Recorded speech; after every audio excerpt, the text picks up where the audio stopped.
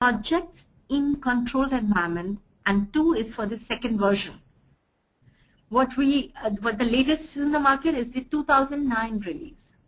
Whereas PMP, it's also an acronym which stands for Project Management Professional. Prince2 is a structured project management method and is endorsed by the UK government. So if you see OGC, it stands for Office of Government Commerce, because this methodology was found by OGC, and it is the project management standards for public projects.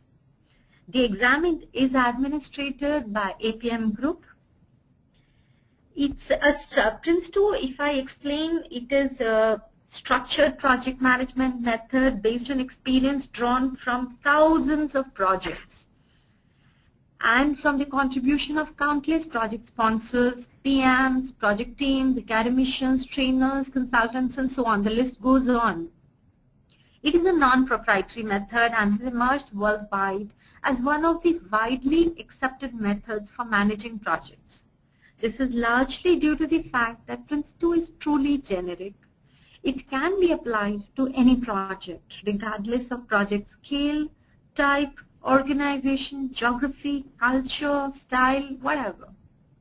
The name Prince2 and not Prince3 or similar is maintained for years to indicate that the method does remain faithful to its principles.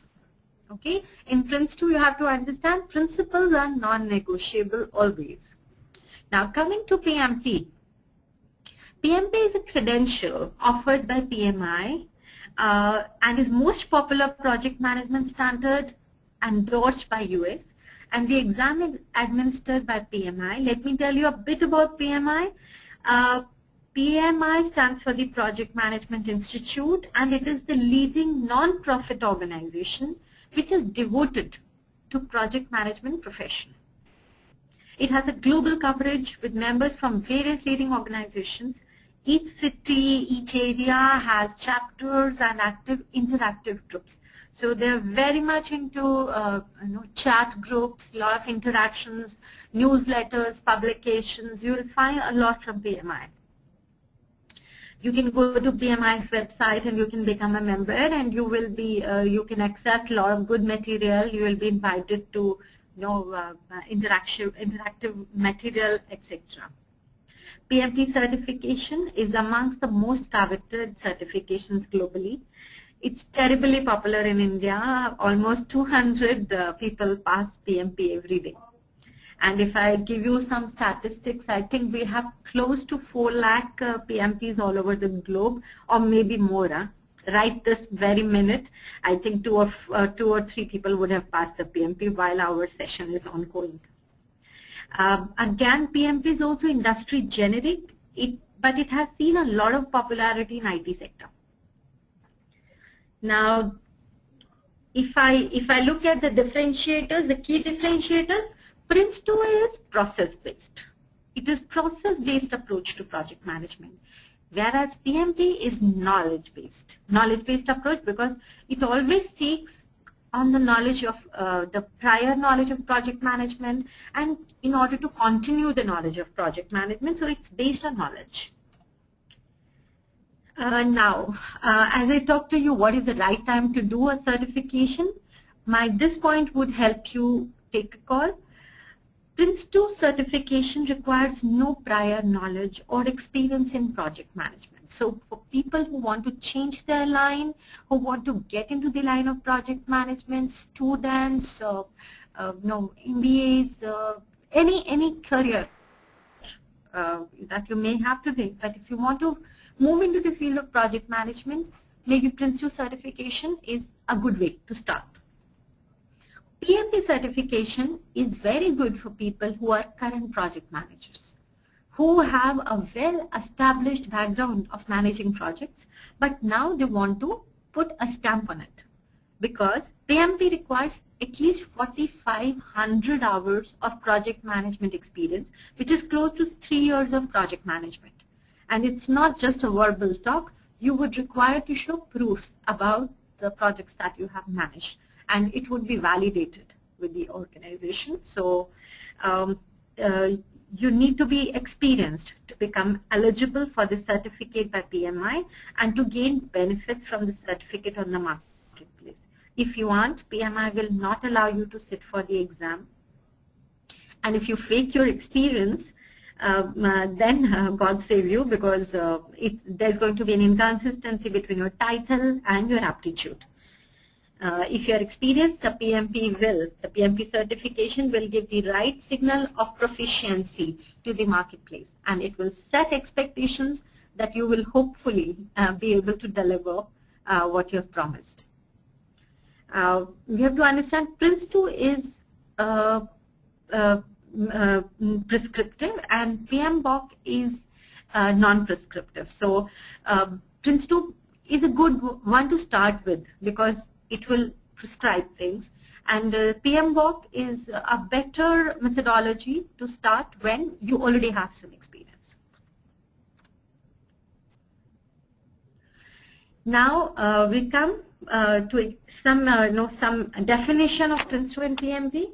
Prince2 is a series of management processes defining what must be done, when and how it must be done, and by whom over the life of a project.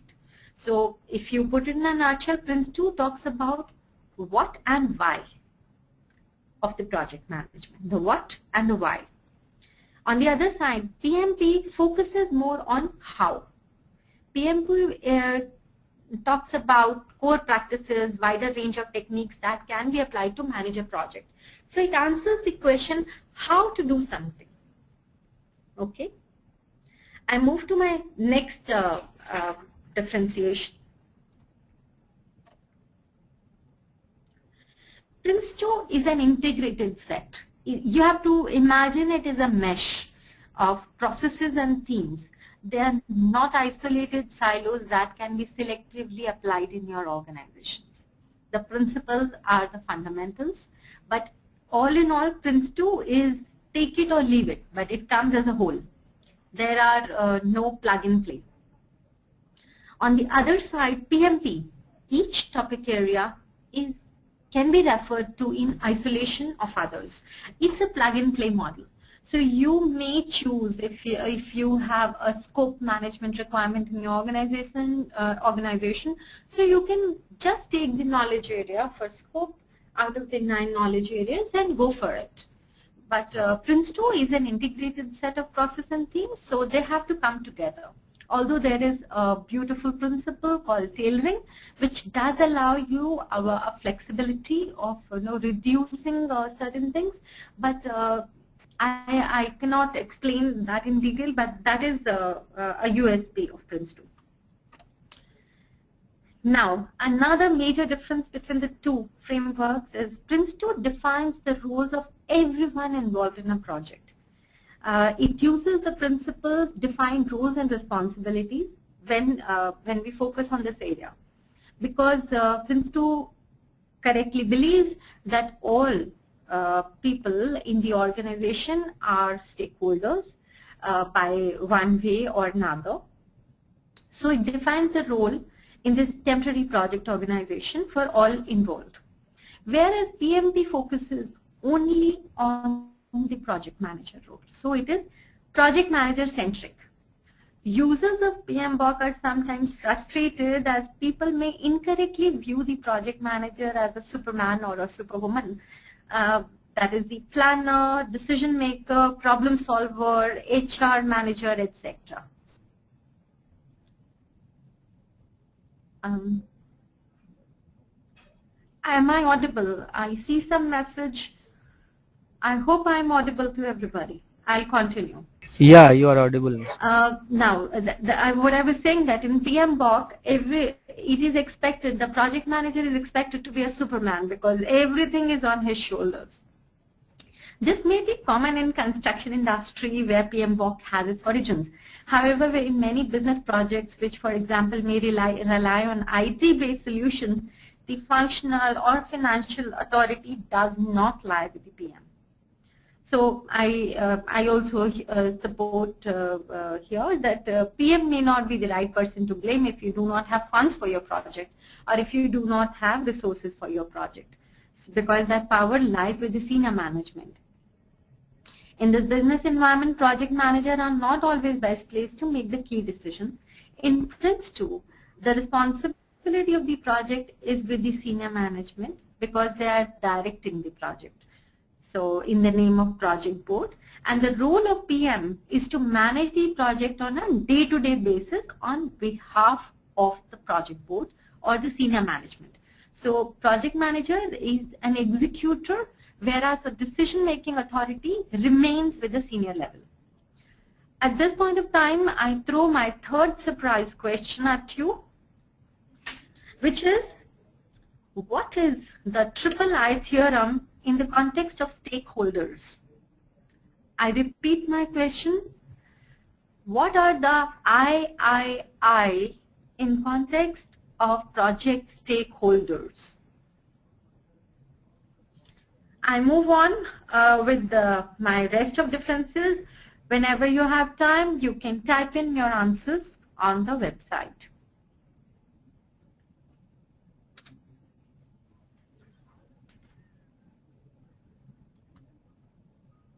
One moment. Okay, I move to my next difference, which is specialist aspects and detailed techniques are not elaborated in Prince2 due to the generic nature of the framework. Whereas detailed techniques are well documented in PMP. So you will find PERT analysis, EVM, earned value management, top-down, bottom-up. You'll have all kind of estimation techniques or calculation techniques available to you by virtue of the various techniques which are explained. I move to my next subject. Now we have to know that Prince2 is a de facto standard method for UK with a strong presence in Europe, Australia and other English-speaking countries. Currently very high demand in India since 2010. So it's catching up very fast in India. And PMP is by far the leading approach in North America and almost worldwide, because it has been a kind of a de facto standard for project management. So it depends on what you need, depends on what kind of clients your organization have or what is asked for. Now, secondly, I want to share with you that what does it mean when you are a Prince2 practitioner or when you are a PMP? Being a Prince2 practitioner demonstrates that you master the Prince2 methodology and have the necessary skills, sorry, I missed the word skills, to apply the knowledge in real life case scenarios, because this is what the examination tests, the application of your knowledge. Whereas PMP, globally recognized and demanded, the PMP demonstrates that you have the experience, education and competency to successfully lead and direct projects, including all the techniques.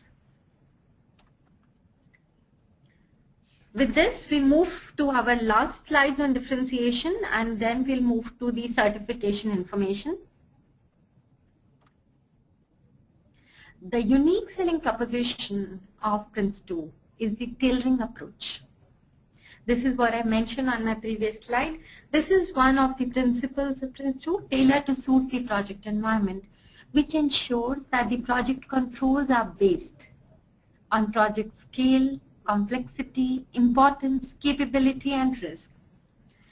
So it recognizes, Prince2 recognizes the fact that they cannot provide a one-size-fits-all. It's not one-size-fits-all formula to project success. It is a flexible framework that can readily be tailored to any type or size of project. So I think this is one of the big strengths that they have. PMP being a knowledge area base, it does not offer any such flexibility of, but what it offers is that you can plug and play and you can take knowledge areas as and when you require. Okay. Prince2 does not cover in its scope specialist aspect, detailed techniques, or leadership soft skills, whereas in PMP, all the leadership capability, even professional ethics, social responsibilities are well covered. We have to understand Prince2 is an integrated approach. So if you use most of Prince2's approach to a specific piece in the first round of implementation, you can add features in plug and play. Like project boards can be powerful when implemented. You can start to use product descriptions and so on. Business case is one of the buzzwords here. Prince2 is based on 7-7-7 principle, that is 7 principles, 7 themes, and 7 processes. In addition, there are only 2 techniques which are also not any calculation techniques, but they are more styles or disciplines which have been advised. One is the product-based planning. So you would have heard the term called work breakdown structure. So what Prince2 offers is the product breakdown structure on which is based the product-based planning. And then another very powerful technique to customers' quality expectations is the QRT, which is also called the quality review technique. Besides this, PMP is instead based on 9 knowledge areas. It has 5 process groups and 42 processes. And for if you have to study, you will have to, this is the way you will study them. Another thing that I would like to share with my experience is that Prince2 is more like simple English. It's a common sense based methodology. It requires no marking up. It is very easy to comprehend and remember. So it's like, if you are in a particular scenario, how would you behave if you want the project to succeed? So it's very, it comes on to you. It's very simple to understand. Whereas I feel that PMP deals with detailed techniques, so it has a lot of calculations, formulas. It requires marking up. The inputs and outputs to each process is expected to clear the certification. You have to do a bit of memorization there, which can be a challenge at times. The decision for an organization, now I'm talking at an organization level, if an organization wants to go the Prince2 way, what is absolutely mandatory is the senior management commitment, because this is one methodology which is applied top-down. So one of the critical success factors for the success of Prince2 in any organization is by far the commitment that the senior most management shows towards the success of this methodology. Whereas PMP techniques can be applied by the project managers, creating a standard culture of project management. So it's more bottom up. Although it is good to have the corporate policies made and then cascaded, but PMP does not stop you from using techniques at any given point of time. But for Prince2, that won't be possible because it requires a lot of project board commitment, approvals, because you require them as directors of the project. And now I tell you a bit about the certification information in the next 4 or 5 slides. Prince2 training organizations must be accredited and hold a UK government license to train in Prince2. So list of accredited ATOs in any country are available on APM International website, so you can find if you want. PMP training organizations are not required to comply with an internationally recognized management standard for training and certification.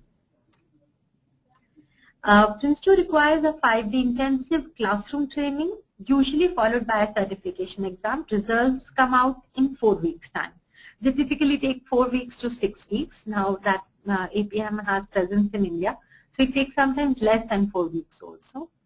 For PMP, you're required to do a 4 to 5 day intensive contact training program followed by some self-study before you take the certification exam. So you have to give in at least 150 hours of self-study before you take the certification exam, in case you are intending to clear it in first shot. Again, a bit on the trainers. Trainers must pass an independent competency assessment interview before certification and are subject to assessments on annual basis. PMP trainers' competency to deliver technique is not formally assessed, but I believe that most of the good training organizations in India are having good PMP trainers, so you have to see for yourself. Then this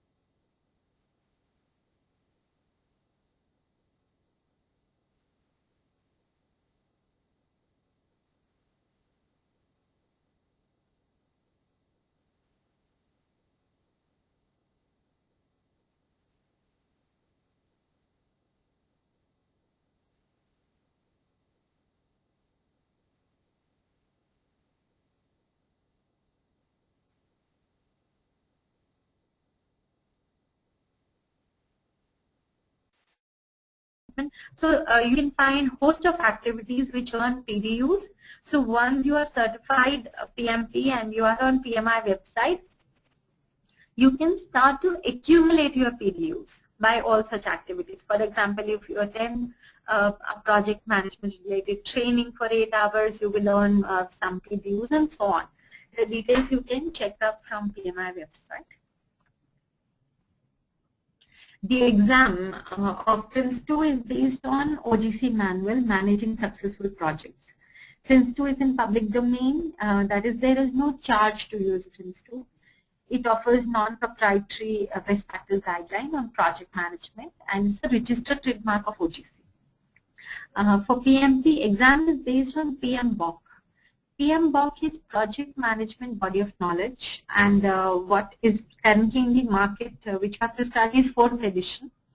It's a publication that encompasses the recognized best practices in project management. So if you are planning to work on the PMP certification, you will be required to read PMBOK 4th edition very well. Now let me take you to the certification, the 8 benefits of formal project management training, that why it is a good idea to have a formal project management training. Okay. The first point is that it helps you be a more valuable contributor to your company.